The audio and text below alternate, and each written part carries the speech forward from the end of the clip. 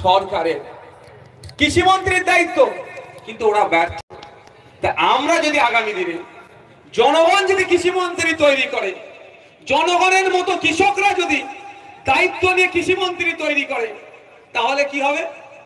কৃষকদের কথাই ভাববে।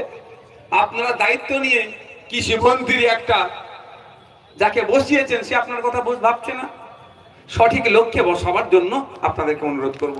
বন্ধুগণ, দ্বিতীয় যে আইন আছে, দ্বিতীয় যে আমাদের দাবি আছে, ওয়াকফ সংশোধনী আইন 2025 বাতিলের জন্য আমাদের এই অধিকার সভা। আপনারা কারা কারা এই বিষয়টা শুনতে চাইছেন হাত তুলুন তো। ওয়াকফ আইনের আমরা বিরোধিতা করছি, দূরের মানুষগুলো কি শুনতে চাইছেন না? যারা যারা শুনতে চাইছেন একটু হাত তুলুন তো। ওয়াকফ আইনের কেন আমরা বিরোধিতা করতে চাইছি শুনবেন একটু আপনারা। মোদিজি বলছে ওয়াকফ আইন নাকি মুসলমানদের ভালো করবে। মোদিজি বলছে ওয়াকফ আইন নাকি মুসলিম মহিলাদের ভালো করবে। আমি তো অবাক হয়ে গেছি, মোদিজি মুসলমানদের ভালো করবে? মোদিজি গরিব হিন্দুদেরও ভালো করে না, মুসলমান তো দূরের কথা। এটা ভাববেন না। ওই আপনার পাড়ার অনেকে দেখবেন খুব বিজেপি ভক্তি বেড়ে গেছে, খুব বিজেপি ভক্তি বেড়ে গেছে, খুব বলছে মোদি বাঁচাবে। মোদির সর্বপ্রথম কাজ হবে গরিব হিন্দুদের উপরে, তাদের শোষণ করবে। আমি দায়িত্ব নিয়ে বলছি, গরিব হিন্দুদের পাশেও মোদিজি নাই। মোদিজি কাদের পাশে আছে? শিল্পপতিদের, যাদের টাকা আছে, একদম শিল্পপতিদের পাশে। তো মোদিজি বলছেন মুসলমানদের ভালো করবে, ওয়াকফের ভালো করবে। আমি তো আইনগুলো খুলে দেখলাম যে কোন কোন আইনে ভালো করছে। পুরাতন আইন কি ছিল আর নতুন আইন কি হলো, দেখে দেখি তো আমি অবাক। কেমন উপকার করছে একটু আপনারা শুনুন। পুরাতন আইনে বলা ছিল ওয়াকফ নিয়ে কেউ দুর্নীতি করলে 2 বছর পর্যন্ত জেল হবে। নতুন আইনে মোদিজি বলছেন ওয়াকফ নিয়ে দুর্নীতি করলে 6 মাস জেল হবে। উপকার করলো আপনার না? ওয়াকফ নিয়ে দুর্নীতিটা বাড়িয়ে দিবে, জেল তো কমে গেল।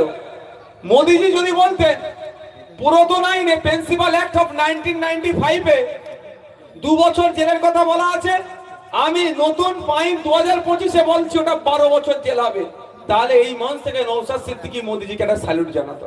কারণ ওয়াকফ সম্পত্তির ভয়তে কেউ আর হাত দিত না। এবারটা আসা যাক মোদিজির উপকার কি করছে।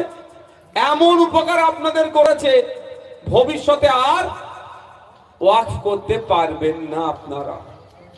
ওই আইনে বলা হচ্ছে লাস্ট 5 বছর আপনাকে প্র্যাকটিসিং ইসলামের মধ্যে থাকতে হবে। Who will be the decide who is in practicing Islam or he not practicing Islam? K decide করবে? মোদিজির নতুন আইনে বলা হচ্ছে 5 বছর আপনাকে প্র্যাকটিসিং ইসলামের মধ্যে থাকতে পারতে হবে, তাহলেই আপনি নতুন করে ওয়াকফ করতে পারবেন। এবার আপনি ধরুন, আমাদের কথা বাদ দেন, পীর সাহেব, শায়েখ সাহেব, আমির সাহেব, এরা কি আর নামাজ কাজা করে? আমাদের বিশ্বাস ওরা নামাজ কাজা করে না। ইমাম সাহেব, আমরা তাকে 3000 টাকা মাইনে দিয়ে যতবারই খাটিয়ে নিই, এটা উচিত নয়। তারও সম্মানিকটা ঠিক করে দেওয়া দরকার, তারও সম্মানিকটা ঠিক করে দেওয়া দরকার। যাক, ইমাম সাহেব কি নামাজ কাজা করে? ধরুন আপনার এখানকার ইমাম সাহেব গিয়ে বললো অফিসারকে যে আমি ওয়াকফ করব সম্পত্তি। ওয়াকফ 2 ধরনের হয়, ওয়াকফে লিল্লাহ, ওয়াকফে আওলাদ। একাধিক ধরন আছে, আমরা 2 ধরনের সাথে পরিচিত। এবার ওয়াকফে আওলাদটা কি?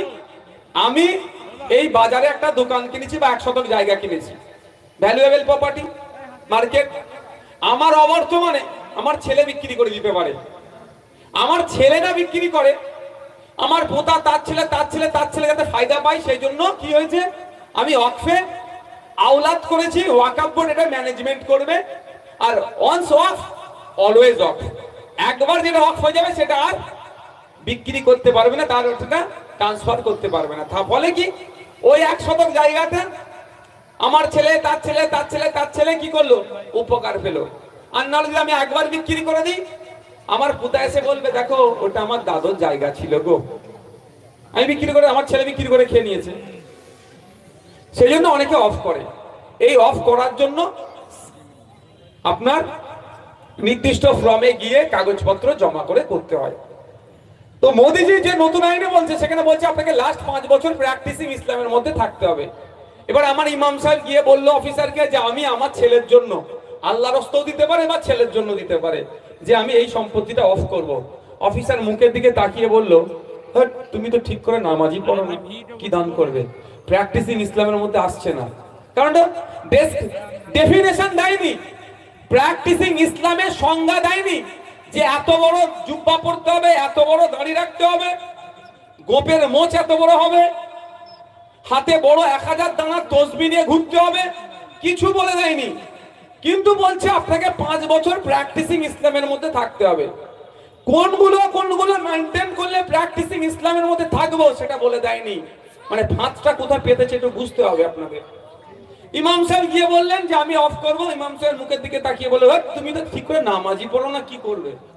ও বলছে, আরে আমি ইমাম, আমি লোককে আমার পেছনে একটা করে, আমি লোককে নামাজ পড়াই, আমি তাদের সর্দার, আপনি আমায় কি বলছেন? বলে আপনার কপালে দাগ নেই, কি করবে উনি তখন বলুন? মুখ ভুতা করে চলে আসতে হবে বাড়িতে। ইমাম সাহেব মুখ ভুতা করে বাড়িতে এসছে, মাথা গরম হয়ে গেছে, যা হাতের কাছে পেয়েছে ইট ফিট সব নিয়ে, হাতের কাছে ইট ফিট যা আছে সব নিয়ে কি করলো?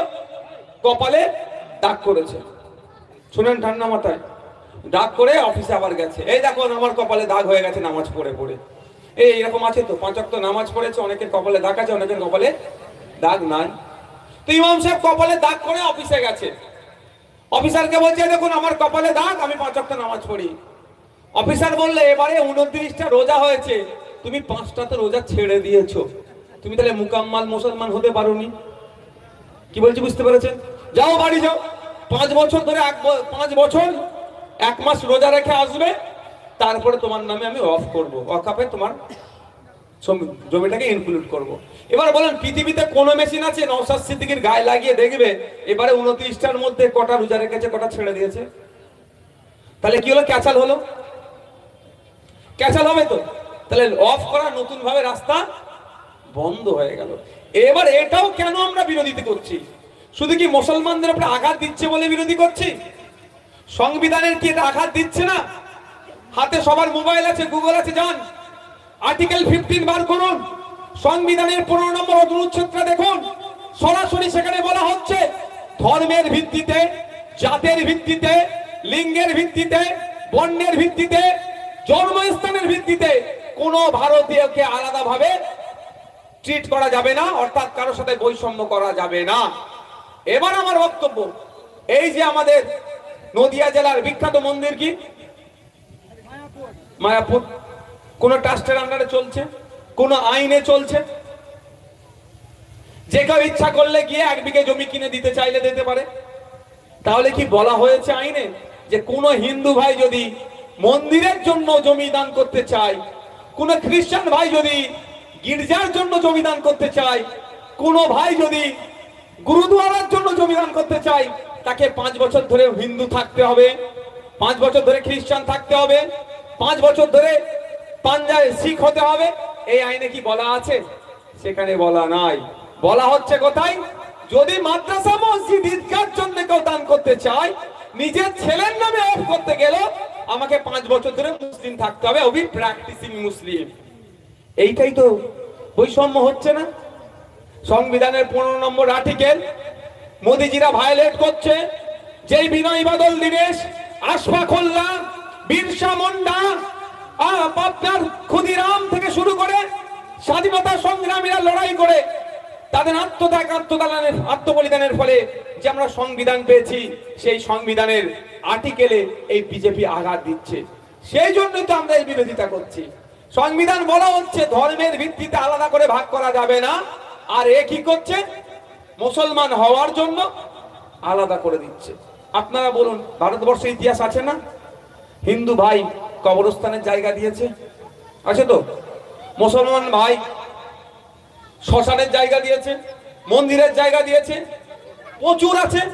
মোদি নতুন আইন করে নিয়েছে, এই যে সম্প্রীতি ঐক্যটাকে ধ্বংস করার চেষ্টা করছে, এর বিরোধিতা আমরা করছি। বন্ধুগণ, অনেক বিষয়গুলো আছে, কটা বলবো আর কটা ছাড়বো? কটা বাজে দেখেন তো, এই কটা বাজে? আমি আর 5 মিনিট বলবো, কারণ এনার্জি লস হবে না তো। শেষে একটা পানি বোতল দাও না, খুলতে হবে না। এটা কোথায়, এর স্টিকারটা কোথায়? এই পাশে একটা আমি ওষুধ দিয়ে যাবো শেষে। 5 মিনিট বক্তব্য দেওয়ার পরে একটা ওষুধ দেবো তৃণমূলের ভাইরা যদি ভুল বকে তাকে দেওয়ার জন্য। শুনে যাবেন তো, ওষুধটা নিয়ে যাবেন তো। তার আগে বলছি, আমরা আজকে প্রোগ্রাম করছি, তৃণমূল আমার কথার একটাও কাটতে পারবে না, বিজেপি একটা কথা কাটতে পারবে না। দুজন মিলে কি বলবে জানেন? বিজেপি বলবে এই তৃণমূলের সাথে, তৃণমূল কি বলবে? বিজেপির দালাল, বিজেপির টাকাতে চলছে আইসে। আর বিজেপি কি বলবে? ও যাই করুন না কেন তৃণমূলকে সুবিধা করে দেবে। এর বাইরে বিজেপি তৃণমূল আমাদের কথা কাটতে পারবে না।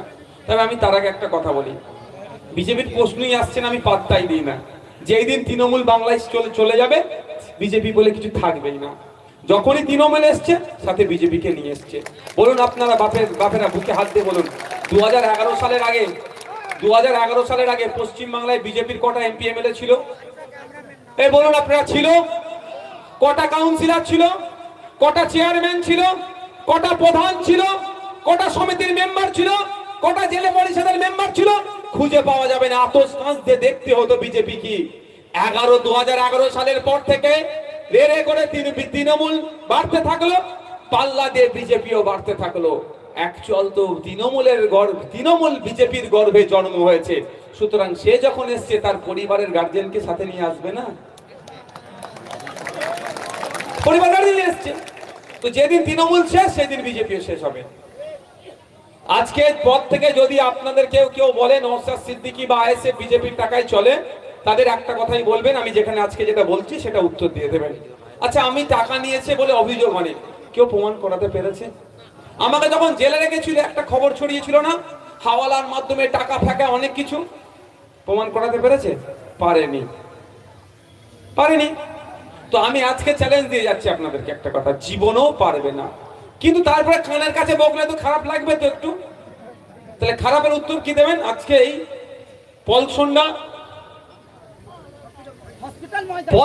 হসপিটাল মাঠে দাঁড়িয়ে আপনাদেরকে আমি একটা কথা দিয়ে যাচ্ছি, অন ক্যামেরা বলছি। আমার রাজ্য কমিটির একজন সর্বোচ্চ নেতার মধ্যে একজন, ইনি আমাদের শামসুর আলী স্যারের সামনে আপনাদের বলে যাচ্ছি, বিজেপি যদি আমাকে টাকা দেয়, আমি গোপনে নয়, আমি প্রকাশ্যে নেব।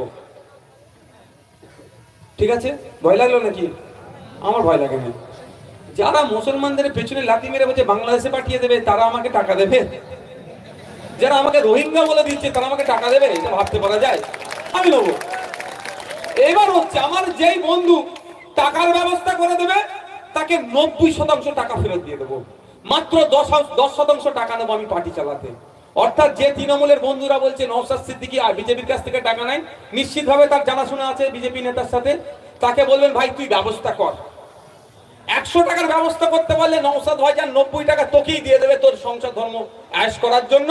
10 টাকা মাত্র পার্টি চালাতে নেবে। কি বলছি বুঝতে আসছে? আজকের পর থেকে যদি কেউ বলে কথা, তাদের কি বলবেন? তুই ব্যবস্থা কর, ভাইজান প্রকাশ্যে নেবে। গোপনে বলছিস নিয়েছে তো, ভাইজান প্রকাশ্যে নেবে। দেখি কেমন ব্যবস্থা করতে পারে। শুধু আমাদের সম্পর্কে মিথ্যাচার হচ্ছে। বন্ধুগণ, SIR নিয়ে খুব চিন্তিত আমরা এখানে। আমি আপনাদের বলবো, চিন্তিত হবেন না। মাথায় চিন্তা ঢুকলে সমাধান হয় না। বেশি চিন্তিত হলে সমাধান হয় না। সমাধান করার রাস্তা খুঁজতে হবে। আচ্ছা, এখানে যারা আছেন আপনারা বলুন তো, আপনার দাদুরা কি বাংলাদেশের? একটু এক বাক্যে বলবেন। বাংলাদেশ থেকে এসছে, আফগানিস্তান থেকে এসছে, পাকিস্তান থেকে এসছে। আপনারা ভারতীয়। আপনার পরদাদুরা দেশকে স্বাধীন করার জন্য কাঁধে কাঁধ মিলিয়ে ব্রিটিশদেরকে তাড়ানোর যে বাহিনী তৈরি হয়েছিল, সেই বাহিনীর প্রথম সারিতে থেকে দেশকে বাঁচিয়েছে, লড়াই করে ব্রিটিশ মুক্ত দেশ করেছে। তাই তো নাকি? আপনি ভয় পাচ্ছেন কেন? আপনারা কাদের সন্তান? বিরসা মুন্ডার সন্তান। আপনারা কার সন্তান? আশফাকুল্লাহ সন্তান। আপনারা বিনয় বাদলের সন্তান। আপনারা মাতঙ্গিনী হাজরার সন্তান। আপনারা প্রীতিলতা ওয়াদ্দেদারের সন্তান। আপনারা ভয় পাবেন? আমি এখানে দাঁড়িয়ে বলছি, SIR করলে সব থেকে বেশি ক্ষতি কাদের হবে জানেন? আমার নমশূদ্র ভাইরা বা ওপার বাংলা থেকে যারা আমাদের দেশে এসে আমাদের নাগরিকত্ব, সরকারি চাকরি, সরকারি হসপিটাল, সরকারি স্কুল, সরকারি বাসস্থান সবটাই উপভোগ করছে, তাদেরকে নতুন করে বেনাগরিক করার অপচেষ্টা চালাচ্ছে এই বিজেপি। বিজেপি কি বলছে? 1.5 কোটি নাকি রোহিঙ্গা আছে। আপনাদের তথ্য দিয়ে যাচ্ছি, সারা পশ্চিম বাংলা নয়, সারা ভারতবর্ষে সর্বোচ্চ 30,000 রোহিঙ্গা আছে। সব থেকে বেশি রোহিঙ্গা দিল্লিতে আছে। তারপরে আপনার রাজ্য 3 নম্বরে আছে হরিয়ানা, 4 নম্বরে আছে অসম, ওয়েস্ট বেঙ্গল আছে 5 নম্বরে। যদি 30 সারা ভারতবর্ষে কত রোহিঙ্গা আছে? 30,000 রোহিঙ্গা। ওটা আমার কথা বলছি না, অমিত শাহজির দপ্তরের তথ্য দিয়ে বলছি আমি। 30,000 রোহিঙ্গা সারা ভারতবর্ষে আছে। আর শুভেন্দু অধিকারী গল্প শোনাচ্ছে কি 1.5 কোটি। এবার আপনার ভয় খেতে পারেন, কি হবে আমারটা? আপনার যেটা ভুল আছে আপনাকে ঠিক করে নিতে হবে। নাম মোল্লা মোহাম্মদ আব্দুল করিম, আধার কার্ডে আছে, প্যান কার্ডে আব্দুল করিম মোল্লা মোহাম্মদ, ভোটার কার্ডে আব্দুল মোহাম্মদ করিম মোল্লা, মানে যত রকম কাগজ আছে আপনার তত রকম নাম। এটা আপনারা ঠিক করে নেন। এসআইআর হবে। আমি আপনাদের বলি, এর আগে ভারতবর্ষে 13 বার এসআইআর হয়েছে, বুঝতে পারছেন? আর এখানে বলছি রেকর্ড করে যান, আমি যেটা বলছি রেকর্ড করেন। এসআইআর বলছেন আটকে দেবে, গল্প শুনিয়েছিল ডবল ডবল চাকরি দেবে, দিয়েছে। 26,000 চাকরি বাতিল হয়েছে, কি বলেছিল একটারও চাকরি যাবে না, আটকাতে পেরেছে। আমি এখানে বলে যাচ্ছি, রেকর্ড করে রাখুন, আমার কতটা তিতে লাগতে পারে। প্রথম কথা, মাথা থেকে আতঙ্কর ভয়টা সরান। আমার বলার কারণ, সরিয়ে দেন মাথা থেকে। কি এসআইআর কেউ আটকাতে পারবে না, এটা আপনাদের বলে যাচ্ছি। তবে এসআইআর এর ভালো দিক খারাপ দিক কি আছে সেটা আমরা দেখব। যদি সঠিকভাবে স্বচ্ছতার সাথে এসআইআর হয়, আমরা সহযোগিতা করব। মৃত ভোটারের নাম কাটা যাবে, সহযোগিতা করব। এখানেও ভোটার আছে, নাকাশিপাড়াতে আছে, কালীগঞ্জে আছে, আপনার তেহট্টতে আছে, 3 জায়গায় ভোটার হয়ে বসে আছে, 2 জায়গায় কাটার সহযোগিতা করব। বাপ দাদু 10 বছর আগে মারা গিয়েছে, ভোটের সময় আসে, টুক করে কবর থেকে উঠে ভোট দেয়, চলে যায়। টুক করে শ্মশান থেকে আসলো, ভোট দিল, চলে গেল, ওইগুলো কাটবো। আমরা বলো অত কষ্ট করতে হবে না। তুমি কবরে গেছো 10 বছর, তুমি শ্মশানে গেছো 10 বছর, কেন কষ্ট করে ভোটটা দিতে আসবে? শুধু ভোটের সময় আসতে হবে না, সারা বছর পাত্তা নেই, ভোটের সময় আসো। ও দাদু তুমি কবরেই শুয়ে থাকো, দাদু তুমি শ্মশানেই থাকো, শ্মশান থেকে উঠে আসতে হবে না, কবর থেকে আসতে হবে, তাহলে নামটা কাটাবো। আপনার এখানেও বাড়ি, কলকাতা রাজারহাটে ফ্ল্যাট নিয়েছেন, রাজারহাটে ভোটার কার্ড বানিয়েছেন, একটা তো ভাই বাতিল হবে, বাতিল হবে তো, এটা নিয়ম। তাহলে সেটাকে যদি বাতিল করে আপনি আমি চিৎকার করবো কেন? আপনার পাড়ার কেউ 10 বছর আগে মারা গেছে, তার নাম এখনো ভোটার লিস্টে আছে, যদি কেটে দেয় চিৎকার করবো কেন? এখানে আরো এখানে প্রয়োজনে সহযোগিতা করবো, যদি সহযোগিতা চাই। তবে হ্যাঁ, আমার পাড়ায় রাম রহিম হোক, সীতা ফতেমা হোক, যদি বৈধ ভোটারকে যদি ডাউটফুল ভোটার ঘোষণা যে করবে যে অফিসার, আমরা নজর রাখবো, আইনি লড়াই করব, তার বিরুদ্ধে আইনি লড়াই চলবে, প্রয়োজনে ইসিআর এর বিরুদ্ধে আইনি লড়াই চলবে। কিন্তু এসআইআর এর নামে যে হয়রানি করার যদি কেউ চেষ্টা করে, আমরা গণতান্ত্রিক প্রক্রিয়া তাকে ছেড়ে কথা বলবো না, বলবো না, বলবো না। কিন্তু এটা মাথায় ঢুকিয়ে নেন, এর ইতিপূর্বে ভারতবর্ষে 13 বার এসআইআর হয়েছে, তখন রাজনৈতিক ভাবে হয়নি বলে এত চর্চা হয়নি। 2002 সালে বাপের বয়সী যারা আছেন, 2002 সালে এসআইআর হয়েছিল, পশ্চিম বাংলায় 28 লক্ষ নাম বাদ পড়েছিল। কজন চিৎকার করেছে ভাই? কজন দেশ থেকে চলে গেছে? কজনের ভোটারের নাম কাটা গিয়েছে? আমি আচ্ছা, এটা কোন বিধানসভা? আর যেখানে তামান্নার বাড়ি, কালীগঞ্জ উপনির্বাচনে কত মানুষের নাম কাটা গেছে আপনারা জানেন? জানেন না? 6000। কালীগঞ্জ উপনির্বাচনের আগে 6000 ভোটারের নাম কাটা গিয়েছে। যদি একটা বিধানসভায় 6000 ভোটারের নাম কাটা যায়, তাহলে 294টা বিধান ইন্টু 6000 যদি মারি, কত হচ্ছে জানেন? প্রায় 17 লাখ। মেরে দেখো না কত হচ্ছে। হ্যাঁ হ্যাঁ, কত? 17,64,000 না কত? 17,64,000 এমনি বাদ যাচ্ছে। তো ওই কালীগঞ্জে যে 6000 নাম বাদ গেছে, কেউ চিৎকার করছে? একটা মানুষ চিৎকার করেছে? তাহলে এটা নিয়ে রাজনীতি হচ্ছে। মমতা ব্যানার্জি কি বলছে? আমাকে ভোট দাও, তোর ভোট আমি আটকে দেবো, তোর নাম কেউ কাটতে পারবে না। আর শুভেন্দু অধিকারী হিন্দুদের ভাইদের কি বলছে? এই তোমরা আমাদের ভোট দাও, এই বেটাগুলোকে সব তাড়িয়ে দেবো। শুভেন্দু বাবুর বাবার জায়গায় আমি বসে আছি নাকি? হ্যাঁ না, মমতা ব্যানার্জির বাপের দয়াতে আমি পশ্চিমবাংলায় আছি। আমার বাপ দাদার লড়াই ব্রিটিশদের তাড়িয়েছে।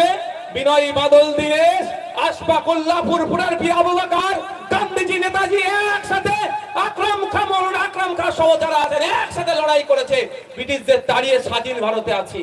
আমি আমার বাপ দাদুর জায়গাতে আছি। শুভেন্দুর ক্ষমতা আছে। আমি বলেছিলাম মালদাতে গিয়ে একটা প্রোগ্রামে, ওই যে আমির শেখকে তাড়িয়ে দিয়েছিল না, আমি বলে এসেছিলাম ওর বাপ যদি আমাকে দায়িত্ব দেয় ওকে মালা পরিয়ে ঘরে আনবো, কারো বাবার ক্ষমতা নয় ওকে বাংলাদেশে আটকে রাখার। দেখুন কদিন আগে এসে গেছে। এসেছে জানেন কি আপনারা? যেই দিন গিয়ে বলেছি তারপরের দিন কলকাতা হাইকোর্টে ওর বাপকে গিয়ে কেস নিয়ে করিয়েছে। জানছেন নওশাদ সিদ্দিকী ঠিক জায়গায় ধরেছে। তৃণমূলের নেতারা তারপরের দিনে কেস করিয়েছে। সেই দিন কেস, তার আগের দিন কেস হয়নি। আমি তো জানি মামলা করতাম, আমি নিয়ে গিয়ে মামলা করে নিয়ে চলে আসতাম। আমি বলেছিলাম যে কি বলে আপনার মালা পরিয়ে ঢুকাবো। কেন বলেছিলাম? যে আমি ভারতীয়, এটা আমার সব থেকে বড় পরিচয়। আমার কারো মাজাল নাই, কারো ক্ষমতা নেই আমাকে দেশ থেকে তাড়াবার। হয়তো রাজনৈতিক চক্রে আমাকে তাড়িয়েছে, আবার আমি ফিরে আসবো, কেউ আমাকে আটকে রাখতে পারবে না। আচ্ছা এখানে যারা আছেন, আমি একটা কথা বলি, আচ্ছা আপনারা যারা আছেন, আমি বোঝানোর জন্য বলছি, আমার এই কথা নিয়ে অনেকে ব্যঙ্গ করে। সবার দাদুর কবরটা কোথায় একটু বলবেন? বাংলাদেশে নোয়াখালীতে, চিটাগাঙে, যশোরে, খুলনাতে, আপনার কাবুলে, লাহোরে, হ্যাঁ মায়ানমারে, এটা বলুন না গো। কারো বাপদাদুর কোথায়? লোকাল কবরস্থানে না, পরদাদুর কবর সব মাটি ফেলেছে, উঁচু করে দিয়েছি, তাই তো নাকি? ভয় পাচ্ছেন কেন? ভয় তো রাজনৈতিক কারবারিটা আপনাদের খাওয়াচ্ছে। কেন খাবেন ভয়? আর এই ভয় ভাঙিয়ে দিই বলে আমি গাল খাই ভাই। আমি যদি এসে একটু ভয় খাইয়ে দিতাম, হ্যাঁ মুসলমান আমাকে ভোট দাও আমি বাঁচিয়ে দেবো, না তোমায় তাড়িয়ে দেবে, তখন মনে হতো নওশাদ সিদ্দিকী ঠিকই বলছে আমাকে বাঁচাবে। আমি বাঁচাবার কেউ নয়। আমি আপনাদের শুধু বলে যাচ্ছি আপনাদের কাগজ ঠিক রাখতে হবে, বানান ভুল। আচ্ছা আপনারা যারা এখানে আছি সবাই তো দাদু সম্পত্তির উপরই বসবাস করছি। যাদের একটু পয়সা কড়ি বেশি হয়েছে শহরের দিকে উঠে গেছি, কিন্তু নারী কোথায় কোথা আছে? দাদু সম্পত্তিতে। আজকের দিনে বলুন, যদি আপনার কাছে কাগজটা না থাকতো, তৃণমূলের লোক ছেড়ে দিত আপনার জায়গাটা? বলেন, বলতে কি খাস 1 নম্বরে খতিয়ানে চলে গেছে আমার সরকার, আমি দখল করে নেবো, করতো না? আপনার কাছে কাগজ আছে, আপনি কাগজ, হরিণের পেটে মৃগনাভি, হরিণ সারা জঙ্গলে ঘুরছে, আরে এত খুশবু কোথা থেকে আসছে? ওর পেটে নিয়ে ঘুরছে হোঁস নিয়ে। আপনি বলছেন আমাকে বাঁচাবে, আমাকে বাঁচাবে, আমাকে বাঁচাবে তৃণমূল, আমাকে বাঁচাবে বিজেপি, আমাকে বাঁচাবে ভাইজান। ঘোড়ার ডিম। আপনারাই ভাইজানকে বাঁচাবেন, আপনারাই তৃণমূলকে বাঁচাবেন, আপনারাই বিজেপিকে বাঁচাবেন, অর্থাৎ ভোটার। আপনাদের ক্ষমতাতে আমি ভিআইপি, আপনাদের ক্ষমতাতে উনি মন্ত্রী, আপনাদের ক্ষমতার জন্য উনি মুখ্যমন্ত্রী। আপনি বাঁচলে উনি বাঁচবে। উনি আতঙ্কিত আছে, ওই জন্য আপনাকে আতঙ্কে রেখেছে, ওনার সিট টলমল করছে। আর শুভেন্দু বাবু আতঙ্কিত আছে, পরের ইলেকশনে আমার কি হবে, ওই জন্য ভয় পাওয়াচ্ছে। আপনাকে বলবো শুধু আপনাদেরকে, ঘরে যাবেন কি, আপনাদের কোর্ট কৃষ্ণনগর, হ্যাঁ, বড় জ্যাঠার ছেলে, জ্যাঠার চালের পানি ভাইপোর ছোট ভাইয়ের কি বলে উঠোনের ওপর দিয়ে গেছে, মামলা হয়ে গেছে কৃষ্ণনগর থানাতে। খোঁজ নিয়ে কোন কাগজের ভিত্তিতে মামলাটা হয়েছে?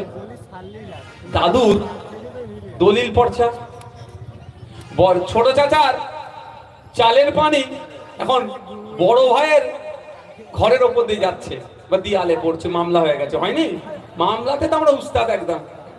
কিসের ভিত্তিতে? কাগজের ভিত্তিতে। মামলাটা কেন পূরণ হবে? আপনার কাছে কাগজ আছে তো? ওই কাগজটা কার? ওই দলিলের যে জেরক্স জমা দিয়েছেন ওটা কার? ওটা তো আপনার দাদুর দলিল। আপনার দাদুর কত সালের দলিল? দেশ স্বাধীনের আগেকারের দলিল। সবার ঘরে আছে, সবার ঘরে আছে। তাহলে ভয় পাচ্ছেন আপনারা? কি বলছি বুঝে আসছে আপনাদের? তো দলিল আছে তো। 2002 সালে ভোট দেয়নি এরকম এখানে মানুষ খুব কম আছে, আমার সমবয়সী ছাড়া। মানে আমার আব্বা দিয়েছে, আমার বয়সী যারা আছেন তাদের প্রত্যেকের আব্বা মা বাবা মা তো 2002 সালের ভোট দিয়েছে, ভোটার লিস্টে নাম আছে। ওটাই যথেষ্ট। আমাদেরকে আতঙ্কিত করা হচ্ছে। আমার অনুরোধ এটাই, আতঙ্কিত হবেন না। কাগে কান নিয়ে চলে যাচ্ছে, কাগের দিকে তাকাবার দরকার নেই, এই কানে হাত দিয়ে দেখুন। আচ্ছা যেটা বলছিলাম, ঔষধটা দিব। দেখবেন তৃণমূলের বন্ধুরা বলে আমাদের সরকারের নিচ্ছর, আমাদের বদনাম করছো। কন্যাশ্রী, রূপশ্রী, লক্ষ্মীর ভান্ডার নাকি ওদের সরকারের, যেন মমতা ব্যানার্জির ট্যাক্সেল আছে, টাকা ছাপাচ্ছে আর দিয়ে দিচ্ছে আমাদেরকে। আর শুভেন্দু অধিকারীরাও মাঝে মাঝে গল্প শোনাচ্ছে, হ্যাঁ এই করেছি সেই করেছি, 100 দিনের কাজের টাকা দেবো না, আমরা দিচ্ছি। ও মোদিজির ট্যাক্সেল আছে নাকি গুজরাটে, টাকা ছাপিয়ে দিচ্ছে। সব তো আমাদের টাকা, আমাদের টাকা তো। আমি আপনাদের প্রমাণ দিয়ে দিচ্ছি। এই বোতলটার দাম কত? কি করে জানলেন? এমআরপি, ম্যাক্সিমাম রিটেল প্রাইস লেখা আছে, তারপর এর বেশি দাম যদি নেয় আইনত অপরাধ, চেষ্টা করি এর দামটা নিচে কমানোর। কিন্তু তার এমআরপির নিচে একটা ছোট্ট করে ব্র্যাকেট একটা জিনিস লেখা থাকে, আপনারা অনেকে লক্ষ্য করেন না, ওইটাই তো ঘেরা call, inclusive of all taxes. Inclusive of all taxes, সমস্ত ধরনের ট্যাক্স নেওয়ার পরে সর্বোচ্চ এটা 10 টাকা দাম। 10 টাকায় কিনলেন, একটা ট্যাক্স রাজ্যে থাকলো আর একটা অংশ কোথায় গেল? কেন্দ্রে গেল। কেন্দ্রে 100 দিনের কাজের টাকা, কেন্দ্রীয় বাহিনীর মাইনে টাইনে হ্যান ত্যান এটা থেকে যাচ্ছে। আর নির্দিষ্ট সম্ভবত এখন 12 লাখ টাকার মানে স্ল্যাব করেছে না, 12 লাখ টাকার উপরে যাদের টাকা থাকবে ট্যাক্স। আর স্টেটে যেটা আছে এই লক্ষ্মীর ভান্ডার হ্যান ত্যান যেগুলো যা পাচ্ছে এটাকে আসছে। তাহলে বলুন এইগুলো দিচ্ছে মমতা ব্যানার্জি ঘরের টাকায়? আজকের পর থেকে বলবে, আজকের পর থেকে যদি কেউ বলে আমাদের সরকারে নিচ্ছ, আমাদের ভোট দিচ্ছ না, আপনারা কি বলবেন? এই চুপ কর, আমাদের ট্যাক্সের টাকাতে তোদের মন্ত্রী গাড়ি চড়ে ঘুরছে, বেশি বকলে গণতান্ত্রিক প্রক্রিয়ায় ওই গাড়ি থেকে নামিয়ে অন্যজনকে চাপাবো। ভাববেন না নাকি? তাহলে ভিক্ষাতে চলছি আমরা?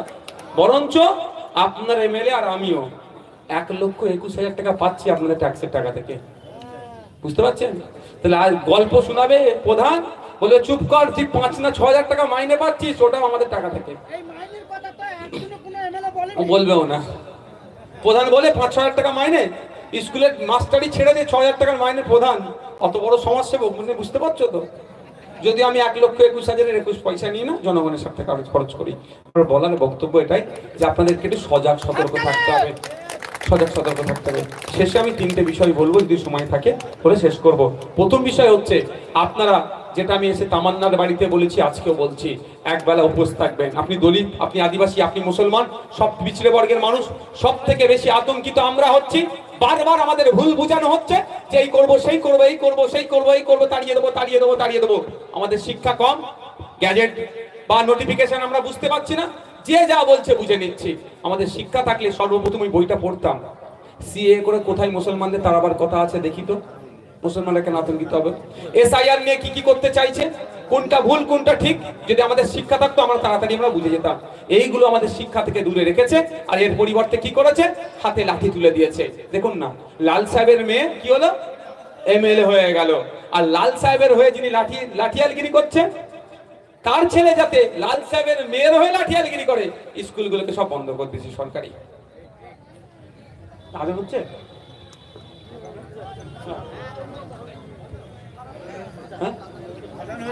ঠিক আছে, সব ভালো থাকবেন। অনুরোধ অনুরোধ করছি, ছেলে মেয়েগুলোকে উচ্চশিক্ষায় শিক্ষিত করবেন। হিন্দু মুসলমান দলিত আদিবাসী আমাদের সম্প্রীতি ঐক্য এটা থাকবেন। কারণ নেতারা দেখবেন মারামারি করে না, মারামারি কে করে? বুথ স্তরে। আমি অনুরোধ করছি আপনাদেরকে, যার যে দল ভালো লাগবে করবেন, দিনের শেষে প্রতিবেশী, এটা মাথায় রেখে আপনারা রাজনীতি করবেন। যার যাকে ভালো লাগে ভোট দেবেন, কি আছে? কারণ ডেমোক্রেসি, ভারতবর্ষের ডেমোক্রেসির এটাই মহত্ব যে ভারতবর্ষে প্রায় 2500 রেজিস্টার্ড পার্টি আছে। পৃথিবীর যত দেশগুলো আছে একদিকে করে দেবেন, যত রাজনৈতিক দল আছে ভারতবর্ষে তার থেকে বেশি।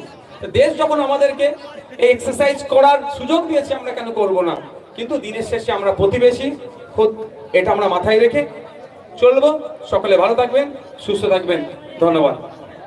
আচ্ছা, একটু 2 মিনিট অপেক্ষা করে যাবেন, আজানের একটু সময় আছে এখনো।